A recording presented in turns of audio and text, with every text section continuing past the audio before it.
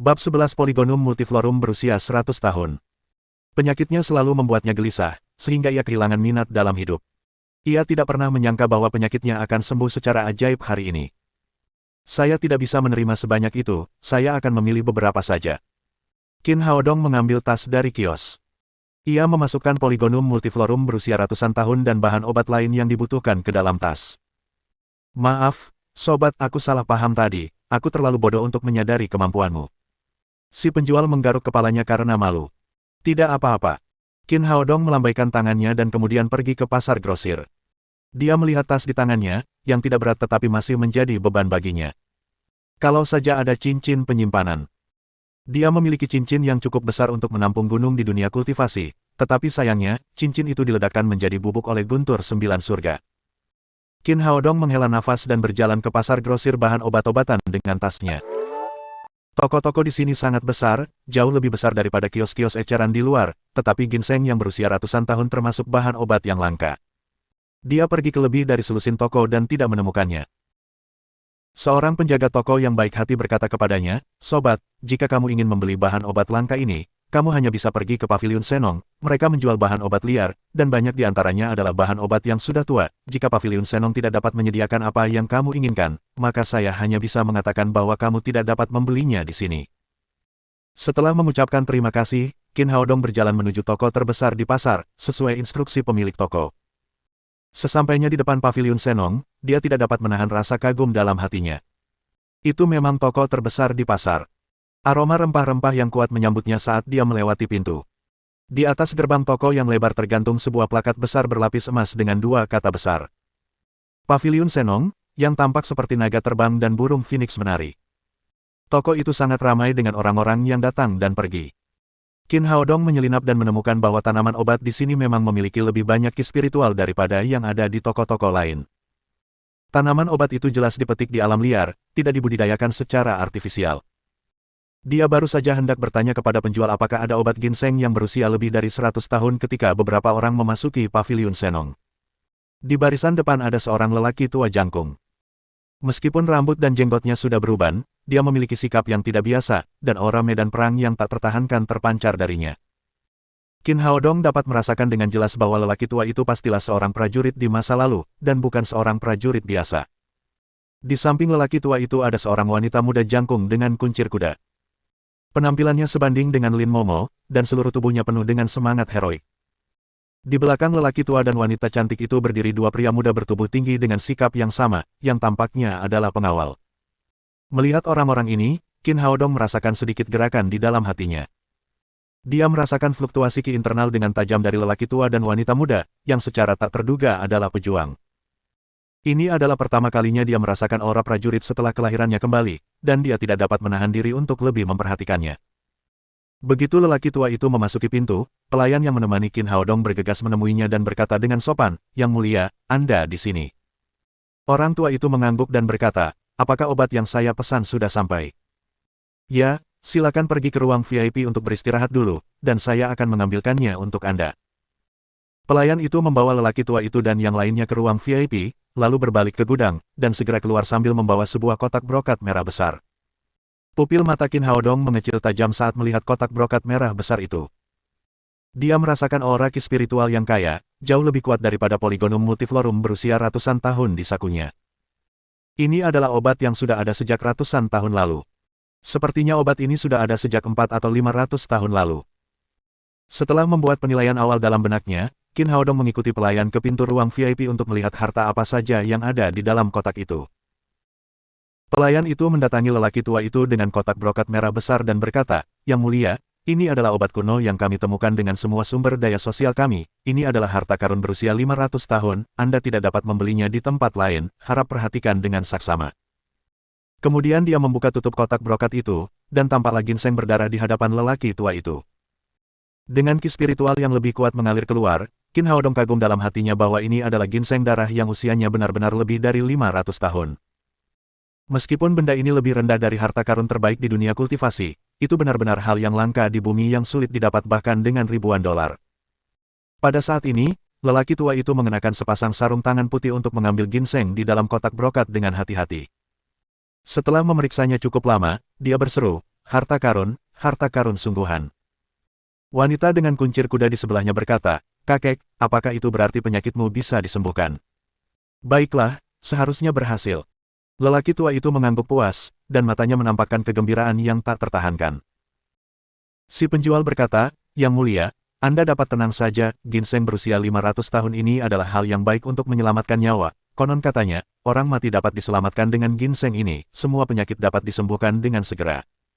Orang tua itu berkata, "Berapa harga ginseng ini, apakah bos sudah memberitahumu?" "Ya, sebelum pergi keluar untuk urusan bisnis, dia secara khusus memberitahu saya bahwa Anda adalah tamu terhormat Paviliun Senong. Jadi, ginseng ini harus dijual dengan harga terendah, dengan 10.000 yuan per tahun, harganya hanya 5 juta yuan.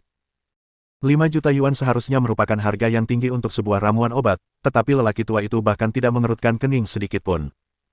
Dia menoleh ke wanita itu dan berkata, "Suang-suang, bayar uangnya." Wanita berkuncir kuda itu menjawab ya. Kemudian dia mengeluarkan buku cek dan menulis cek senilai 5 juta yuan kepada pelayan. Pelayan itu melirik cek itu lalu dengan sopan berkata kepada lelaki tua itu, "Yang mulia, terima kasih atas kunjungan Anda dipersilakan kembali lagi nanti." Kesepakatan. Orang tua itu dengan hati-hati memasukkan kembali ginseng itu ke dalam kotak brokat dan hendak pergi membawa kotak itu ketika dia mendengar suara dari pintu, "Tuan, ginseng ini bagus, bagaimana kalau memberikannya padaku?" Sedikit tertegun, lelaki tua itu mendongak ke pintu dan melihat seorang pemuda berusia 20-an masuk. Wajah wanita berkuncir kuda itu mengeras, dan dengan mata aprikotnya yang indah menatap Qin Haodong, dia berkata, "Siapa kamu, siapa yang mengizinkanmu masuk?" Qin Haodong tidak peduli dengan pertanyaan yang diajukan. Dia tersenyum dan berkata, "Tidak masalah siapa saya, yang penting ginseng ini harus diberikan kepada saya." Wanita berkuncir kuda itu menjawab dengan marah, "Apa kau sudah gila, keluar dari sini." Si penjual juga menduga bahwa orang aneh ini gila. "Bagaimana mungkin bahan obat seharga 5 juta yuan itu diberikan kepadamu?" Dia menghampiri dan berkata, "Tuan ini, jika Anda ingin membeli obat, silakan keluar dan jangan ganggu tamu terhormat kami." Qin Haodong mengabaikan si penjual dan langsung berkata kepada lelaki tua itu, "Tuan, saya menyelamatkan Anda, berikan saya ginseng ini. Anda dapat menyelamatkan hidup Anda, jika tidak, Anda harus pulang dan mempersiapkan pemakaman Anda." Semua orang di ruangan itu tercengang mendengar apa yang dikatakannya. Wanita dengan kuncir kuda itu berteriak dengan marah, "Keluar dari sini." Setelah meraung, dia menginjak kaki kanannya, bermaksud meninju wajah Qin Haodong. Tidak baik bagi perempuan untuk menggunakan kekerasan, apalagi memikirkan pernikahan di masa depan. Qin Haodong mengarahkan pukulan itu dengan senyum tipis, lalu berkata kepada lelaki tua itu, "Tuan, jika Anda mendengarkan saya beberapa patah kata, Anda pasti akan senang memberi saya tanaman ginseng ini." Pria tua itu mengangkat tangannya untuk menghentikan wanita berkuncir kuda di sampingnya. Dia berkata kepada Qin Haodong dengan penuh minat, "Anak muda, mengapa aku harus memberimu obat yang begitu bagus?" Qin Haodong menjawab, "Karena jika kamu tidak memberiku ginseng ini, nyawamu akan dalam bahaya." Wajah lelaki tua itu sedikit berubah. "Anak muda, apakah kau mengancamku?" Di sela-sela kata-katanya, sebuah momentum besar melonjak keluar dari diri lelaki tua itu, yang keganasan dan ketegasannya sebagai seorang prajurit yang unggul dan berdarah besi terlihat jelas. Namun Qin Haodong tetap tidak peduli. Ia berkata dengan wajah santai, "Ancaman itu tidak mungkin. Saya rasa paru-paru Anda terluka. Apakah Anda membeli ginseng ini untuk pengobatan?" Orang tua itu bertanya dengan heran, "Bagaimana kamu tahu hal itu?" Qin Haodong tersenyum dan berkata, "Saya seorang dokter dan saya dapat melihatnya secara alami." Gadis berkuncir kuda itu berkata, "Kakek, jangan dengarkan omong kosong pembohong ini, dia pasti baru saja mendengar kita." Lelaki tua itu mengangguk pelan dan merasa bahwa cucunya benar. Mereka memang menyebutkan penggunaan ginseng untuk mengobati luka dalam percakapan mereka tadi. Qin Haodong sama sekali tidak menanggapinya dengan serius. Sambil melangkah maju, dia berkata, "Paru-parumu pernah tertembak, tetapi perawatannya tepat waktu dan pemulihannya bagus. Itu tidak akan berarti apa-apa jika kamu menjalani kehidupan normal. Tetapi kamu adalah seorang pejuang, dan atribut kultivasimu dingin, yang menyebabkan bagian paru-paru yang terluka tersumbat. Semakin jauh kamu berkultivasi, semakin serius cederanya." Wajah lelaki tua itu tiba-tiba berubah drastis. Pemuda di depannya benar. Semakin ia bertambah tua dalam beberapa tahun ini, semakin parah lukanya. Ia tidak kunjung membaik meskipun telah berobat kemana-mana. Gadis itu membentak Qin Haodong, "Siapa kamu sebenarnya, siapa yang mengirimmu ke sini?"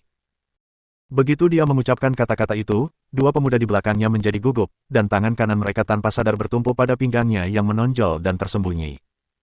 "Jangan gugup begitu, aku bilang aku hanya seorang dokter. Qin Haodong menertawakan gadis berkuncir kuda itu dan kemudian melanjutkan berkata kepada lelaki tua itu, cederamu akhir-akhir ini semakin serius, ketika cuaca mencapai titik terdingin di tengah malam, kamu banyak batuk, terkadang dengan dahak berdarah, dan kamu tidak bisa tidur nyenyak, kamu hanya bisa sedikit lebih baik ketika, Yang Qi, sedang deras di siang hari. Orang tua itu mengangkat tangannya untuk menghentikan gadis berkuncir kuda yang gugup dan dua orang muda di belakangnya. Biarkan saja teman kecil itu terus bicara.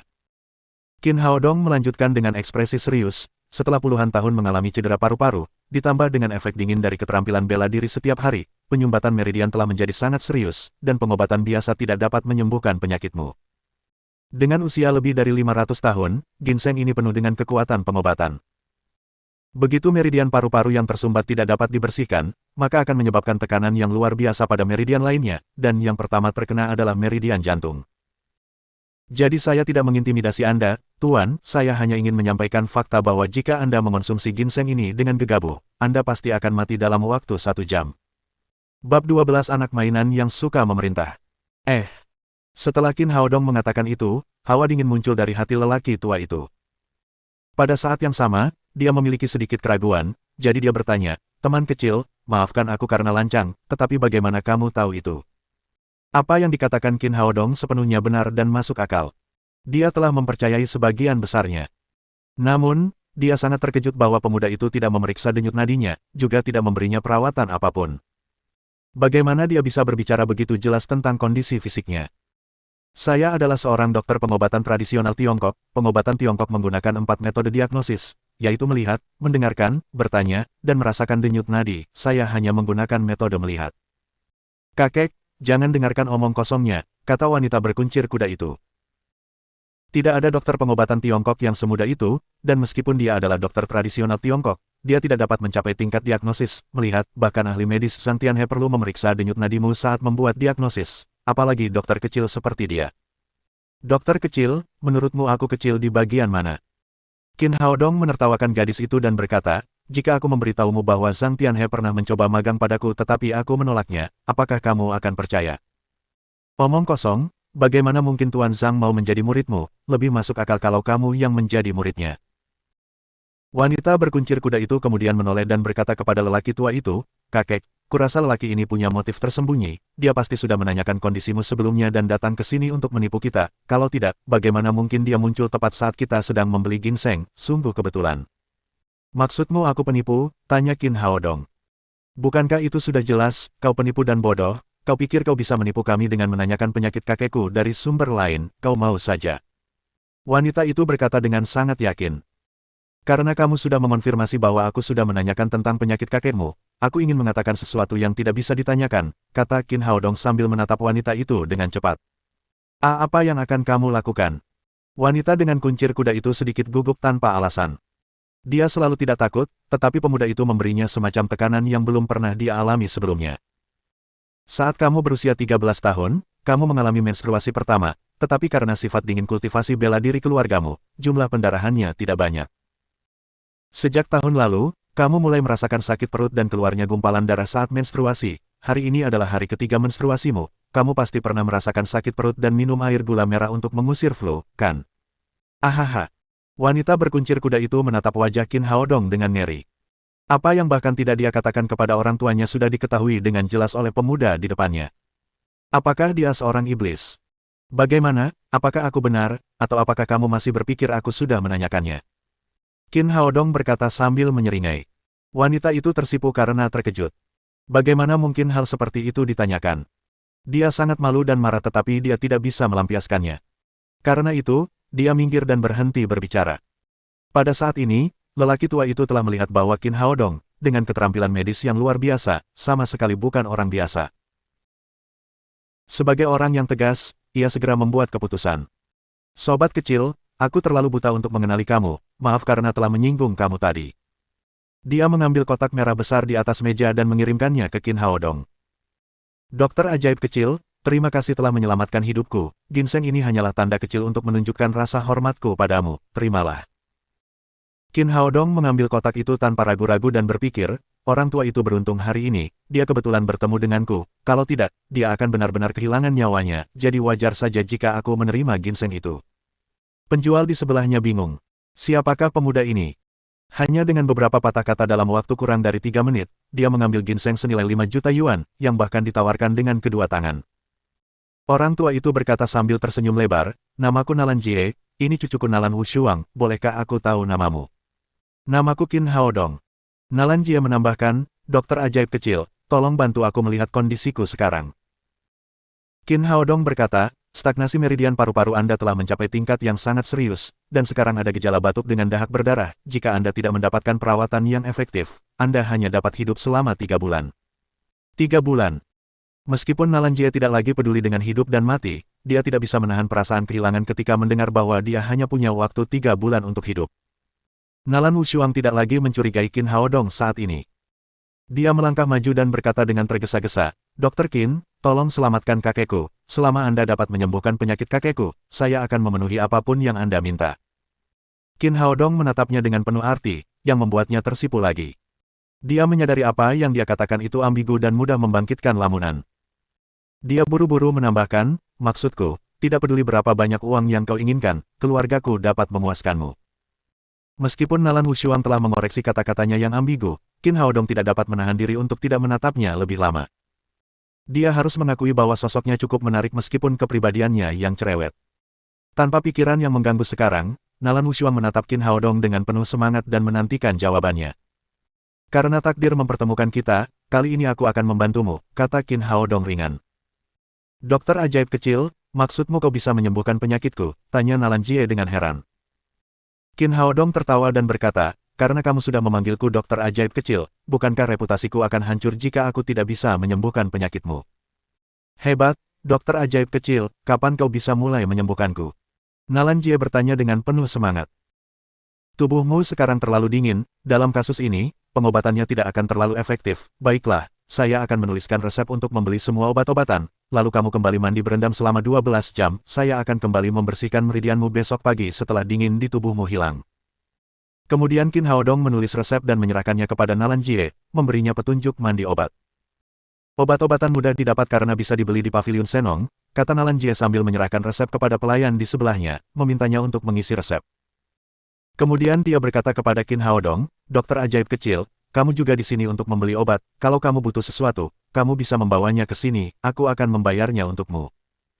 Qin Haodong berkata dalam hati bahwa lelaki tua itu cukup mampu untuk menjilat orang lain. Dia hanya perlu membeli obat-obatan untuk membuat pil pembersih sumsum tulang dan pil pemberi energi Qi. Sekarang dia bisa mendapatkan semuanya sekaligus di Paviliun Senong. Setelah membeli bahan-bahan obat, Nalan Jie kembali mandi obat dengan penuh semangat, diikuti oleh 2 pengawal. Nalan Wushuang harus menjalankan misi mengantar Qin Haodong pulang. Mengikuti Nalan Wushuang ke Humer Merah, Qin Haodong berkata dalam hati, gadis ini benar-benar bersemangat. Dia punya Humer yang sangat kuat sementara gadis-gadis lain biasanya punya mobil sport atau semacamnya. "Kita mau kemana?" tanya Nalan Wushuang setelah menaiki mobil. "Temukan hotel yang bagus dan dapatkan kamar." Perkataan Qin Haodong membuat tangan Nalan Wushuang bergetar ketika dia baru saja menyalakan mobilnya, yang hampir menyebabkan tabrakan dengan pagar pembatas di samping mereka. "Apa katamu, siapa yang akan sekamar denganmu?" Nalan Wushuang menangis karena malu dan marah. Qin Haodong berkata sambil tersenyum, "Bukankah kamu baru saja mengatakan bahwa selama aku dapat menyembuhkan penyakit kakekmu, kamu dapat memenuhi semua persyaratanku? Jika kau tidak bisa menyembuhkan kakekku, aku akan membunuhmu." Nalan Wushuang lalu menginjak pedal gas, dan Humer itu melesat maju dalam deru mesin yang membara. Apa maksudnya? Dia baru saja setuju. Sekarang giliran Qin Haodong yang bingung. Dia hanya bercanda. Apakah gadis ini benar-benar ingin sekamar dengannya? Tak lama kemudian, Humer berhenti di depan sebuah hotel bintang 5, dan mereka pergi ke resepsi bersama. Qin Haodong menatap Nalan Wushuang yang marah dan berkata, "Jangan ragu, cepat dan dapatkan kamar. Tidak bisakah kau melakukannya sendiri?" Nalan Wushuang berkata dengan kesal. "Saya tidak punya uang," kata Qin Haodong dengan berani.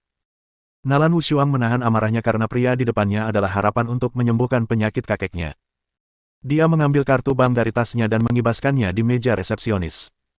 Resepsionis itu menatap Qin Haodong dengan tatapan aneh, karena dia belum pernah melihat anak laki-laki yang suka memerintah hidup dari seorang wanita yang begitu suka memerintah. Tak lama kemudian kamar itu dipesan, dan Nalan Wushuang masuk ke kamar bersama Qin Haodong. Setelah pintu ditutup, dia langsung menjadi gugup. Apakah orang ini benar-benar ingin melakukan itu padaku? Jika dia mengancamku dengan penyakit kakek, haruskah aku menyerah atau melawan? Jika aku melawan, apakah dia tidak akan mengobati kakek, pikirnya. Tepat saat dia sedang berjuang dalam pikirannya, Qin Haodong berbalik dan berkata, "Mengapa kamu masih di sini?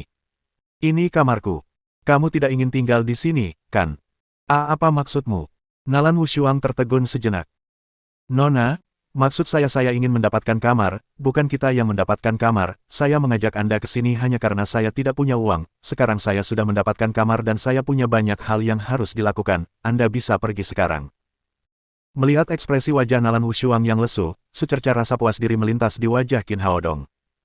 Dia berkata, "Apakah kamu benar-benar menginginkan tubuhku yang menawan? Harus kukatakan padamu, aku bukan orang yang biasa-biasa saja. Dasar bajingan." Dengan pipi memerah, Nalan Wushuang menghentakkan kakinya dan menoleh untuk berlari keluar pintu. "Tunggu sebentar," teriak Qin Haodong sebelum dia keluar.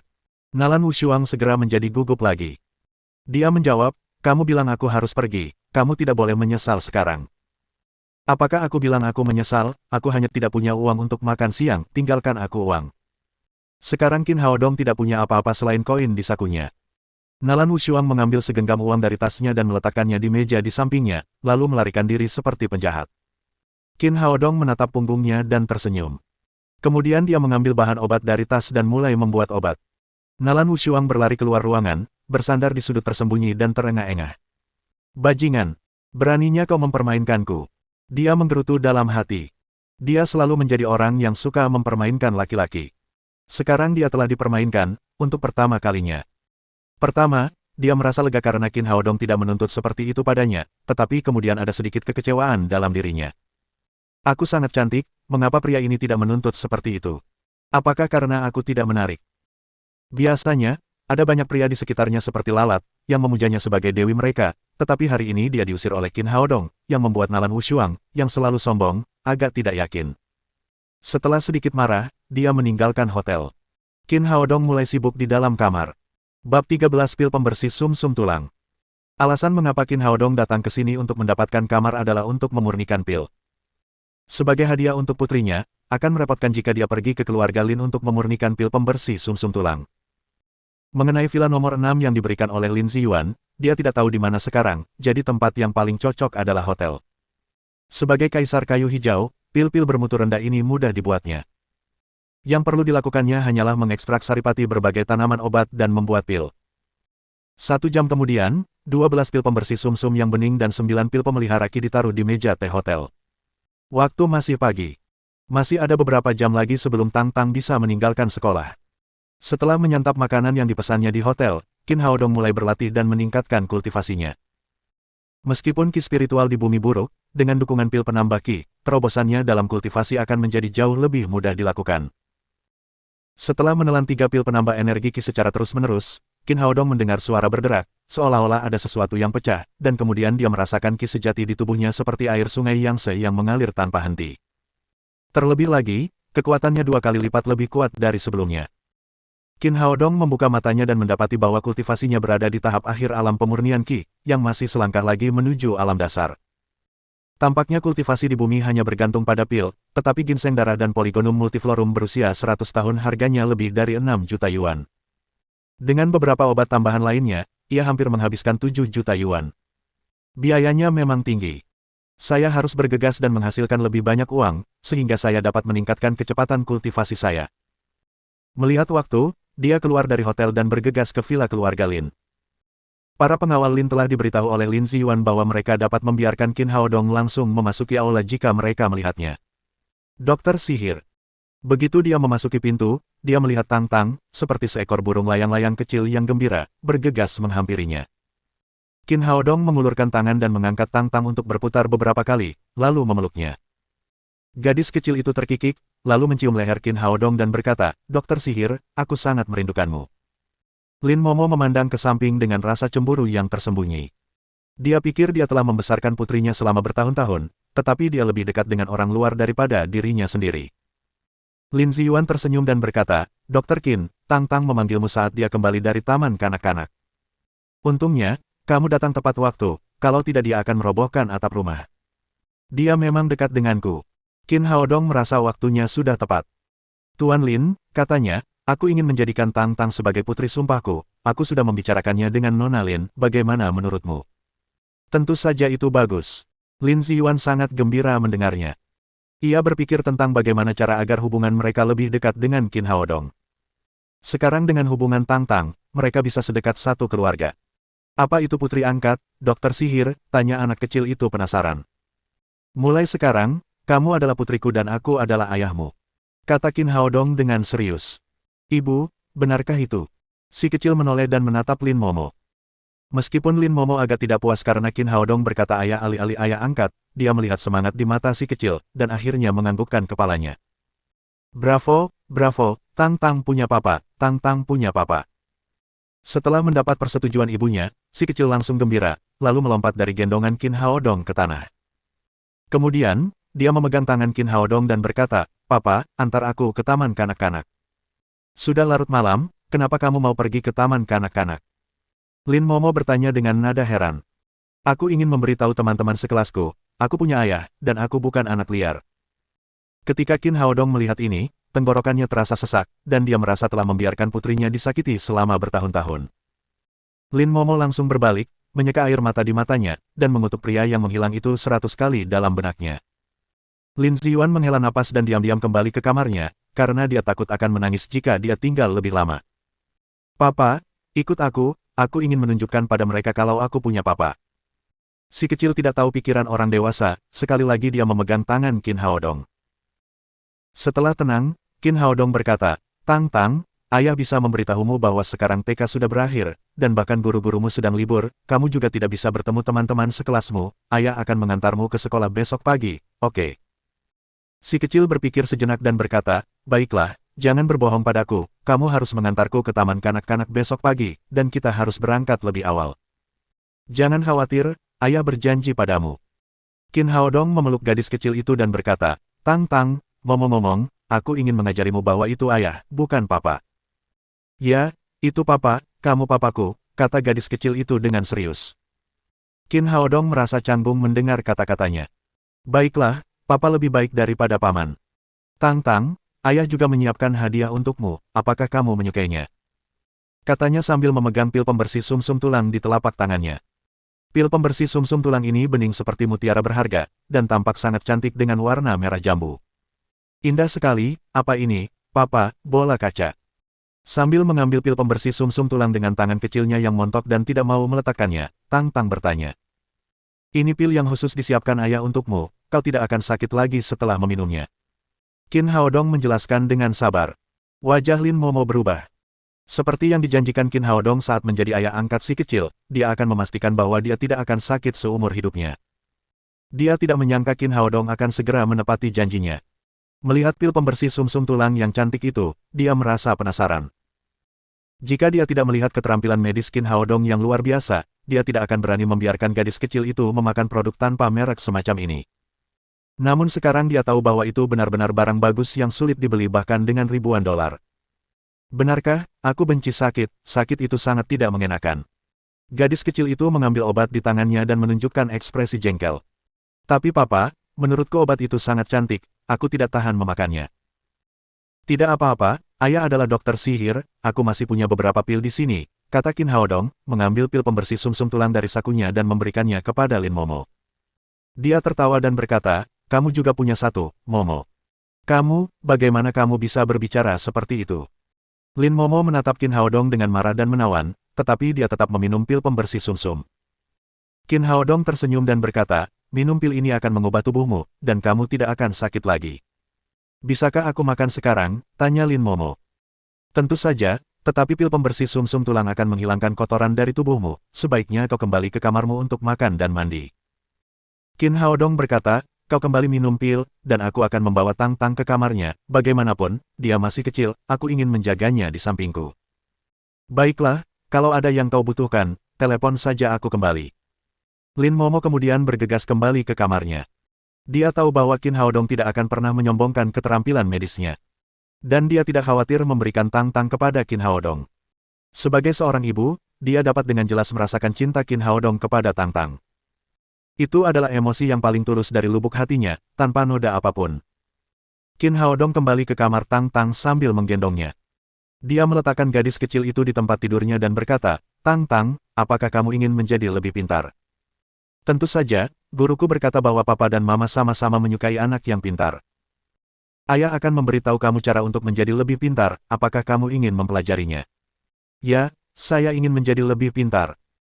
Qin Haodong melihat keberhasilan induksinya dan melanjutkan, nanti, perutmu akan terasa sedikit panas, dan kemudian kamu harus memikirkannya dengan serius dan mengikuti panas itu kemanapun ia pergi dengan pikiranmu, oke? Kalau begitu, bolehkah aku menjadi pintar? Tanya gadis kecil itu dengan suara imut sambil membuka matanya lebar-lebar. Tentu saja. Bagaimana mungkin ayah berbohong padamu? Bravo, bravo, papa. Ayo kita mulai, seru gadis kecil itu dengan gembira. Qin Haodong membiarkan gadis kecil itu memakan pil pembersih sumsum dan kemudian berbaring di tempat tidurnya yang kecil dengan mata tertutup. Dia meletakkan tangan kanannya di daerah kemaluan gadis itu dan menyuntikkan sedikit ki asli kayu hijau ke dalamnya. Apa yang baru saja diajarkannya kepada gadis kecil itu bukanlah permainan untuk menjadi pintar, tetapi sutra Swantian dari permaisuri Swantian dari dunia kultivasi. Sebagai putri Kaisar King Wu, gadis kecil itu bukanlah orang biasa. Qin Haodong akan membawanya berlatih. Setelah ki sejati kayu hijau disuntikkan ke daerah kemaluan gadis kecil itu, Qin Haodong berkata, Tang Tang, mari kita mulai. Perhatikan panas di perutmu. Kemudian dia mulai menggunakan ki asli kayu hijau untuk membimbing Tang Tang berlatih sutra Swantian sesuai metodenya. Namun, Tang Tang melakukan apa yang dikatakan Qin Haodong dengan sepenuh hati. Dia sangat serius dan berhati-hati, takut tidak akan menjadi pintar jika tidak berhati-hati. Setelah 3 kali latihan, dia tidak hanya membentuk garis latihan dasar sutra Swantian di tubuh Tang Tang, tetapi juga membantunya menyerap pil pembersih sumsum tulang secara menyeluruh. Metode penyerapan ini jauh lebih baik daripada menelan pil secara langsung.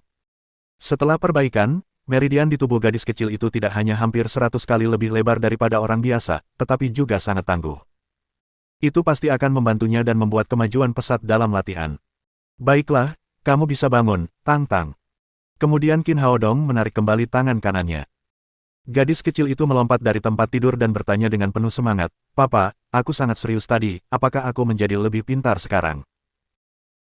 Qin Haodong tertawa dan berkata, Tang Tang, tidak mungkin orang tiba-tiba menjadi sangat pintar, kamu hanya menjadi sedikit lebih pintar hari ini, jika kamu mengikuti metode ini lagi besok, kamu akan menjadi sedikit lebih pintar lagi, setelah waktu yang lama, kamu akan menjadi anak yang paling pintar, jadi kamu harus tekun melakukannya. Baiklah, Papa, aku akan bertahan, kata si kecil dengan sangat serius. Baiklah, sekarang mari kita pergi ke ibu dan biarkan dia memandikan Tang Tang. Kemudian Qin Haodong membawa gadis kecil itu ke kamar Lin Momo. Di dalam kamar, terbungkus handuk mandi putih, Lin Momo berdiri di depan cermin. Ketika dia kembali ke kamar, dia memakan pil pembersih sumsum tulang untuk pertama kalinya, merasakan kehangatan dan kenyamanan di sekujur tubuhnya. Setelah membersihkan kotoran dari tubuhnya, dia merasa sangat rileks sehingga tidak dapat digambarkan betapa nikmatnya perasaannya. Terutama saat ia bercermin, ia terkejut karena kulitnya jauh lebih baik dari sebelumnya. Kulitnya sangat bagus, putih dan penuh air, tidak ada noda sedikit pun di kulitnya. Bahkan tahi lalat hitam kecil di lengannya telah menghilang. Bab 14 panggil dia Dongdong kecil. Ya ampun, obat macam apa ini, luar biasa. Melihat wajah yang tak tertandingi di cermin, Lin Momo tiba-tiba membuka handuk mandi di tubuhnya dan memperlihatkan tubuh yang indah di udara. Dia menghargainya. Ibu, aku datang. Pada saat ini, tiba-tiba pintu berdering, dan gadis kecil itu berlari masuk dari luar, diikuti oleh Qin Haodong. Saat di rumah, agar Tang Tang bisa keluar masuk dengan mudah, Lin Momo biasa tidak mengunci pintu, dan hari itu pun pintunya terbuka. Ketika gadis kecil itu muncul di pintu bersama Qin Haodong, dia terkejut sesaat, membeku seperti patung tanah liat, dan dia lupa membungkus tubuhnya dengan handuk. Qin Haodong juga membeku di tempatnya. Dia pergi ke sana untuk memberikan Tang Tang kepada Lin Momo untuk mandi dan tidak menyangka akan melihatnya telanjang. Ibu, kenapa ibu telanjang? Telanjang, ibu tidak malu sama sekali. Ucap gadis kecil itu sambil menyilangkan jari di pipinya dan memperlihatkan wajah malu-malu. Lin Momo tidak bereaksi sampai saat itu. Setelah menjerit, dia segera membungkus tubuhnya dengan handuk mandi. Kenapa kamu tidak mengetuk pintu dulu sebelum masuk? Lin Momo berkata pada Qin Haodong, malu sekaligus marah. Oh, aku datang bersama Tang Tang, dia tidak mengetuk pintu, dan aku hanya mengikutinya. Qin Haodong kemudian berkata dengan canggung. Tapi Anda tidak perlu khawatir, Nona Lin, aku tidak melihat apapun. Ia mengucapkan kata-kata itu untuk meredakan suasana canggung dan tidak menyangka gadis kecil di sebelahnya akan berteriak sambil bertepuk tangan. Papa bukan anak baik, kamu bohong, matamu terbuka lebar tadi, bagaimana mungkin kamu bisa bilang bahwa kamu bahkan tidak melihat ibu? Eh, mendengar ini, bukan hanya Qin Haodong, tetapi juga Lin Momo merasa malu saat itu. Kedua orang itu benar-benar tidak bisa berkata apa-apa kepada gadis kecil yang tidak bersalah ini, dan ruangan itu menjadi sunyi. Melihat papa dan mamanya tetap diam, gadis kecil itu mengira bahwa keduanya tidak percaya padanya, jadi, ia cepat-cepat menambahkan. Mama, aku tidak berbohong, mama lihat papa masih meneteskan air liur melihatmu. Kemudian dia memasang ekspresi berpikir. Aneh sekali, ibu bukan sesuatu yang lezat, mengapa ayah ngiler melihatnya? Tiba-tiba, raut wajah gadis kecil itu berubah, dan dia berkata dengan gugup kepada Qin Haodong, Hei, papa, ibu bukanlah makanan, kamu tidak boleh memakannya, atau aku tidak akan punya ibu. Baiklah, makanlah dia. Qin Haodong tak kuasa menahan diri untuk tidak memikirkan adegan dalam benaknya yang sama sekali tak dapat dibayangkan oleh Tang Tang. Saat ini, Lin Momo terbungkus handuk mandi, tetapi tulang selangkanya yang seksi dan betisnya yang halus masih terekspos. Dia setengah tertutup dan setengah tersembunyi, yang membuatnya semakin menarik. Dia buru-buru mengusap hidungnya dengan tangannya, karena takut darah akan mengalir keluar. Dia lalu bergegas meninggalkan kamar Lin Momo. Papa, jangan lari. Gadis kecil itu memanggil di belakangnya, tetapi Qin Haodong terlalu malu untuk tinggal. Ibu, mengapa ayah kabur? Gadis kecil itu bertanya pada Lin Momo. Ini, dia mungkin sedang terburu-buru pergi ke toilet. Lin Momo tidak punya pengalaman menghadapi situasi seperti ini. Dia hanya bisa mengarang alasan dan membawa gadis itu ke kamar mandi lagi. Qin Haodong kembali ke ruang tamu, membuat secangkir teh dan mencicipinya perlahan. Sekitar setengah jam kemudian, Lin Momo kembali ke ruang tamu bersama Tang Tang. Rambutnya yang basah, pipinya yang kemerahan, dan pakaian rumah berwarna putih membuatnya tampak luar biasa cantik dan menawan, dan dia tidak lagi tampak sedingin saat berada di perusahaan. Setelah makan malam, Lin Momo berkata kepada Qin Haodong, Dr. Qin, kapan perawatan kita akan dimulai hari ini? Apa? Qin Haodong sedang bermain dengan gadis kecil itu, dan setelah berpikir sejenak, dia akhirnya ingat bahwa dia harus memijat Lin Momo. Kita bisa mulai kapan saja, jawabnya. Karena kamu juga sangat sibuk, kalau begitu mari kita mulai sekarang. Lin Momo ingin Qin Haodong segera pergi setelah dipijat. Lagi pula, dengan pria seperti itu di kamarnya, ditambah Tang Tang terus memanggil mereka papa dan mama, dia merasa sangat aneh. Bagus, ayo kita mulai sekarang, jawab Qin Haodong. Aku juga ingin melakukannya, aku juga ingin melakukannya. Tang Tang menangis. Apa yang kamu inginkan? Tanya Qin Haodong. Saya ingin memijat ibu dan menyembuhkan penyakitnya. Bagus, mari kita obati ibumu bersama-sama. Qin Haodong memegang tangan gadis kecil itu dan datang ke kamarnya bersama Lin Momo.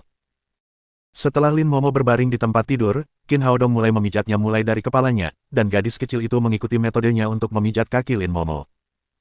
Qin Haodong berkata bahwa Lin Momo masih perlu perawatan lanjutan agar bisa dekat dengannya, jadi, saat ini, pijat yang dilakukannya adalah metode perawatan kesehatan. Ia menggunakan ki asli kayu hijau untuk memulihkan tubuhnya.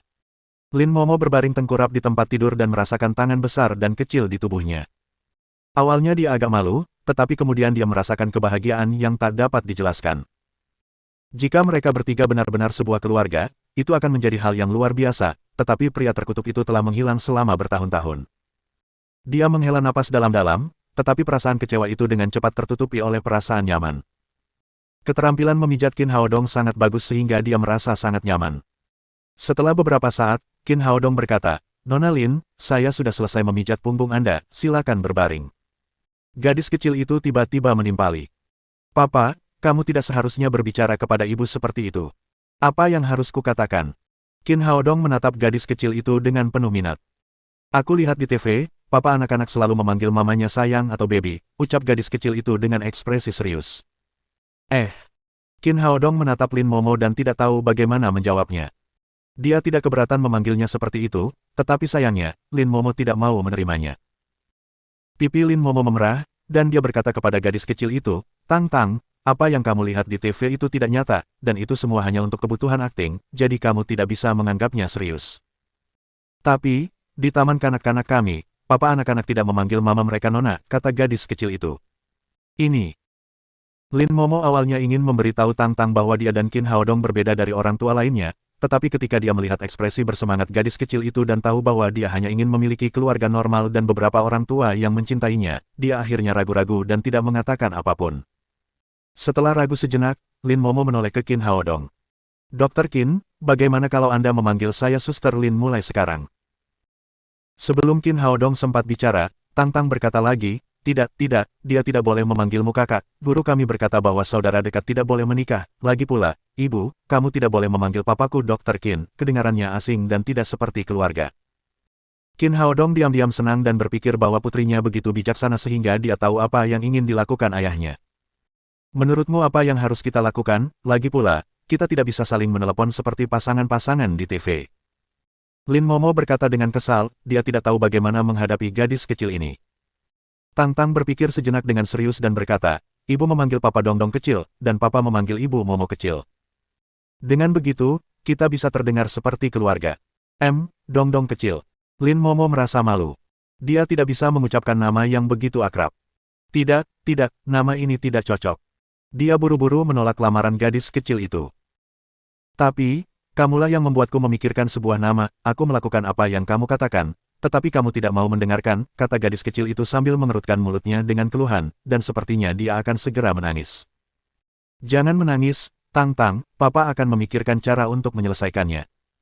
Qin Haodong menenangkan gadis kecil itu dan kembali menatap Lin Momo. Bagaimana kalau kamu memanggilku Haodong dan aku memanggilmu Momo mulai hari ini? Melihat gadis kecil yang hendak menangis di sampingnya, Lin Momo mengangguk tak berdaya. Baiklah, mari kita lakukan apa yang kau katakan. Qin Haodong menatap gadis kecil itu dan bertanya, Tang Tang, apakah tidak apa-apa? Ya, itu membuat kami seperti keluarga. Gadis kecil itu segera mengubah ekspresi putus asanya dan melompat lagi dengan gembira. Karena masalah itu sudah selesai, Qin Haodong terus memijat Lin Momo. Kali ini, Lin Momo berbaring telentang di tempat tidur. Wajahnya yang halus dan tubuhnya yang menggoda membuat hati Qin Haodong terasa panas. Dia buru-buru menelan ludah beberapa kali. Jika Tang Tang melihatnya meneteskan air liur pada Lin Momo lagi, dia akan sangat malu. Ada banyak pantangan untuk memijat bagian wajah daripada bagian belakang. Qin Haodong mengendalikan tangannya dengan tekad yang kuat dan sebisa mungkin menghindari menyentuh bagian sensitifnya. Ayah, kamu kurang hati-hati dalam memijat, kamu belum memijat di sini. Gadis kecil itu menepuk dada Lin Momo. Aku ingin melakukannya, tetapi ibumu tidak mengizinkanku. Qin Haodong berpikir dalam hati. Papa, tekan di sini, rasanya sangat enak, aku selalu meletakkan tanganku di sini saat aku tidur di malam hari. Ketika gadis kecil itu selesai berbicara, wajah Lin Momo hampir semerah darah. Dia tidak sabar untuk membalikkan tubuhnya dan menyembunyikan wajahnya. Itu terlalu memalukan. Namun, Qin Haodong menunjukkan ekspresi iri. Akan sangat bagus jika aku bisa melakukannya sebagai Tang Tang saat aku tidur di malam hari. Lin Momo ingin berhenti melakukan pijat, tetapi karena takut akan mempengaruhi pemulihannya, dia berkata kepada gadis kecil itu dengan putus asa, Tang Tang, pergilah mencari kakekmu untuk bermain dengannya sebentar, mau kan? Anak gadis itu menjawab, aku tidak mau bermain dengan kakek, aku ingin memijatmu agar sembuh dari penyakitmu bersama papa. Sepertinya jika Tang Tang tidak pergi, perawatan pijatnya tidak akan berjalan dengan baik. Qin Haodong membungkuk dan berbisik di telinga Tang Tang, lalu, gadis kecil itu berkata dengan gembira, Oke, aku akan bermain dengan kakek, dan kalian harus bergegas, papa dan mama. Setelah mengatakan ini, gadis kecil itu berlari keluar ruangan dan menutup pintu. Baiklah, mari kita mulai pengobatannya. Qin Haodong terus memijat Lin Momo sambil menyelesaikan kata-katanya. Lin Momo sangat penasaran dengan apa yang dikatakan Qin Haodong kepada gadis kecil itu, jadi dia bertanya, apa yang kamu katakan kepada Tang Tang? Tidak ada, hanya sekadar kata-kata biasa. Tidak mungkin, katakan padaku apa yang kau katakan padanya. Lin Momo punya firasat buruk di hatinya. Jika Qin Haodong benar-benar hanya mengatakan sesuatu yang biasa saja, Tang Tang tidak akan pergi secepat itu. Apakah kamu yakin ingin mendengarkan? Qin Haodong bertanya dengan ekspresi penuh arti di wajahnya. Bab 15 Tetangga. Tentu saja aku ingin tahu. Aku menyuruh Tang Tang untuk bermain dengan kakeknya terlebih dahulu, dan aku akan berdiskusi dengan ibunya kapan dia akan punya adik laki-laki. Lin Momo hampir tidak bisa menggambarkan perasaannya saat ini. Dia baru mengenal Qin Haodong kurang dari 2 hari, tetapi dia lebih pemalu dari sebelumnya. Citranya yang tanpa emosi sebagai gunung es hancur total. Bagaimana kamu bisa berbicara kepada anak seperti itu? Jika aku tidak mengatakan itu, Tang Tang tidak akan pergi, bagaimana aku bisa terus memperlakukanmu tanpa dia meninggalkanku? Tapi kamu tidak bisa menipu anak kecil, kan? Lin Momo berkata dengan malu dan marah. Maksudmu kita benar-benar harus punya adik laki-laki untuk Tang Tang? Qin Haodong tertawa. Lin Momo begitu malu hingga dia berhenti berbicara dengan Qin Haodong dan langsung menutup matanya, tetapi jantungnya berdetak kencang. Akhirnya, setelah dipijat, Qin Haodong dan Lin Momo keluar dari ruangan dan kembali ke ruang tamu. Sambil asyik bermain game dengan si kecil, Lin Ziyuan melirik Lin Momo dan Qin Haodong dengan tatapan aneh.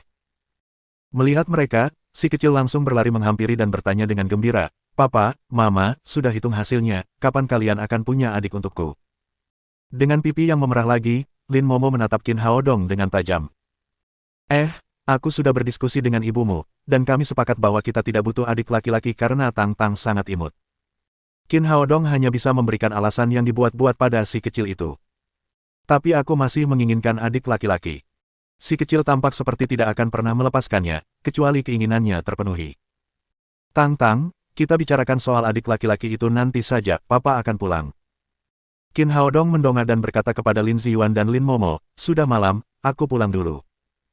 Sebelum Lin Ziyuan dan Lin Momo sempat berbicara, anak kecil itu berteriak, "Kemana Papa pergi?" "Aku akan pulang hari ini dan bermain dengan Tang Tang besok, oke?" tanya Qin Haodong. Tidak apa-apa, dasar pembohong." Si kecil langsung menangis.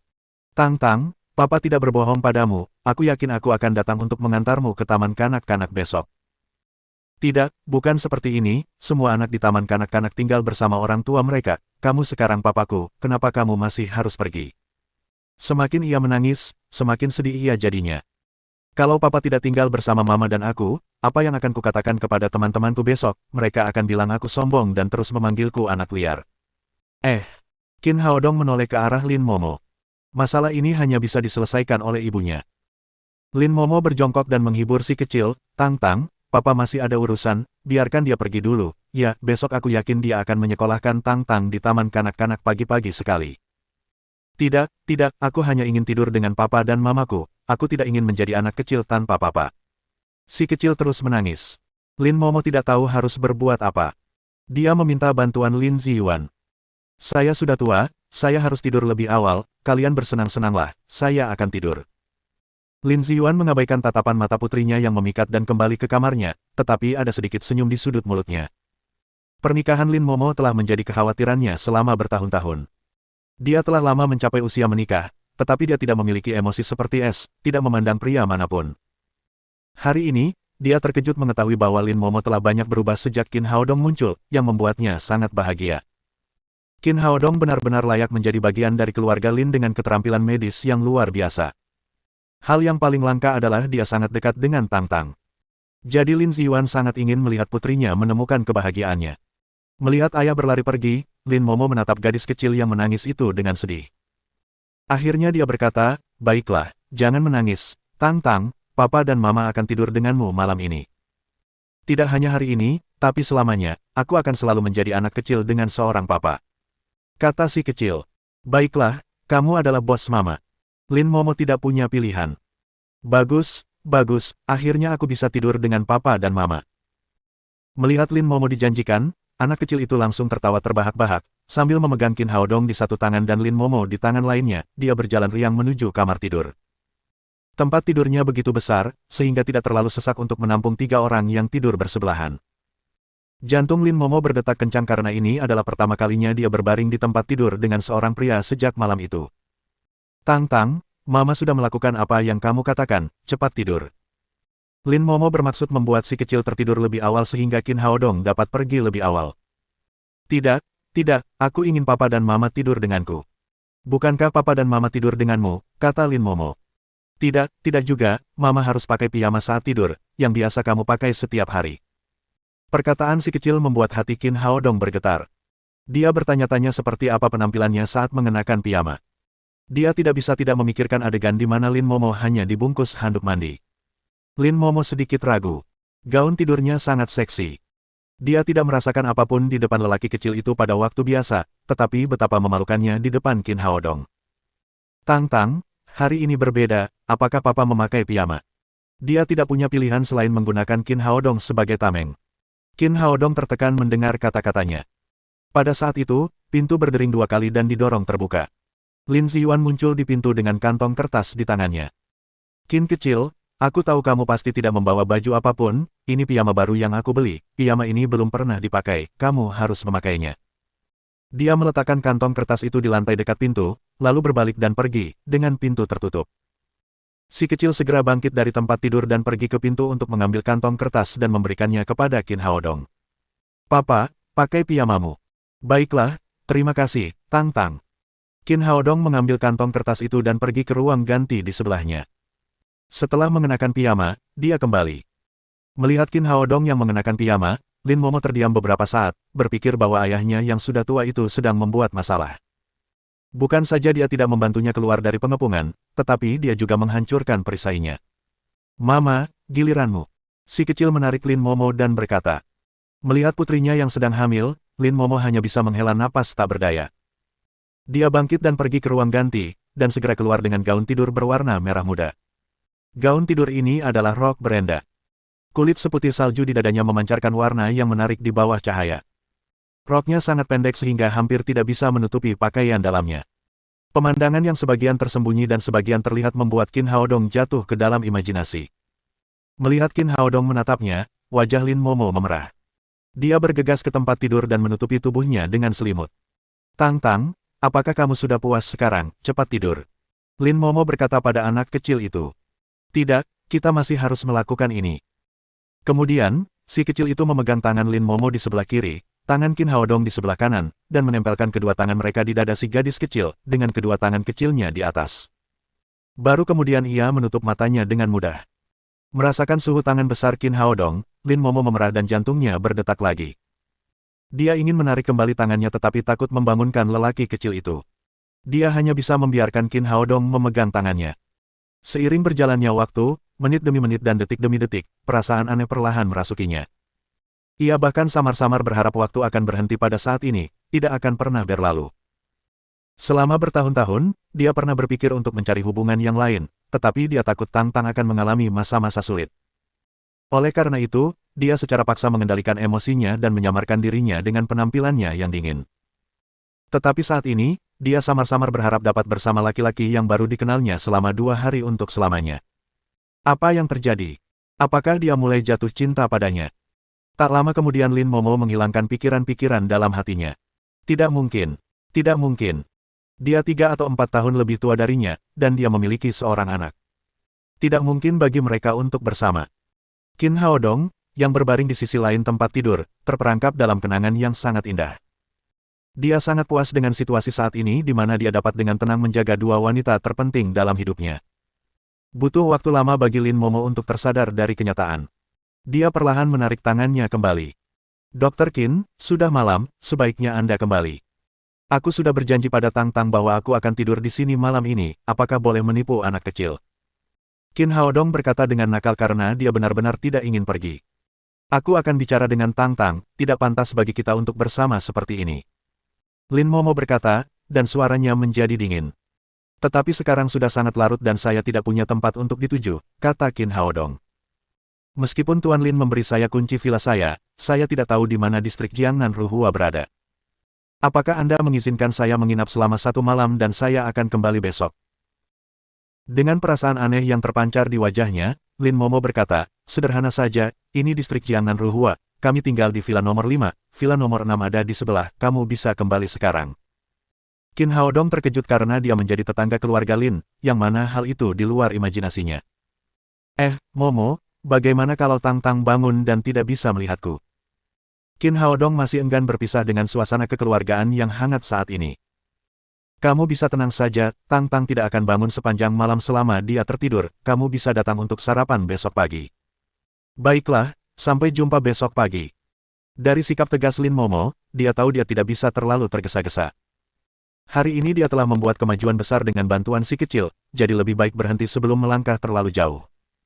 Dia meninggalkan keluarga Lin dan pergi ke villa 6 di sebelahnya. Dia mengeluarkan kunci dan membuka pintu. Struktur dan dekorasi villa ini pada dasarnya sama dengan keluarga Lin. Kamar-kamarnya dilengkapi dengan berbagai peralatan rumah tangga dan kebutuhan sehari-hari. Qin Haodong mandi di kamar mandi dan kembali ke kamarnya untuk tidur. Keesokan harinya dia datang ke rumah Lin lebih awal, ketika si kecil baru saja bangun dari tempat tidurnya. Setelah semalam, Qin Haodong dapat merasakan aura sutra Suantian dari tubuh si kecil. Alasan mengapa ia memilih untuk mewariskan keterampilan permaisuri Suantian ini kepada putrinya adalah karena keterampilan ini dapat berjalan sendiri setelah siklus kultivasi terbentuk, yang berarti kultivasi dapat terjadi kapan saja dan di mana saja. Dengan kata lain, si kecil tidak perlu berlatih dengan sengaja tetapi kultivasinya akan terus meningkat. "Papa, kemana saja kamu?" tanya anak kecil itu. Qin Haodong melirik Lin Momo di sebelahnya. "Papa pergi berolahraga." Si kecil berkata, "Papa, cepat habiskan makananmu. Papa akan mengantarku ke taman kanak-kanak lebih awal hari ini. Aku ingin semua anak tahu bahwa aku juga punya papa."